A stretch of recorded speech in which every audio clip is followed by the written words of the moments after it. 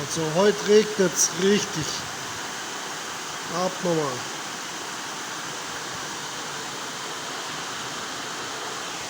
Brutal.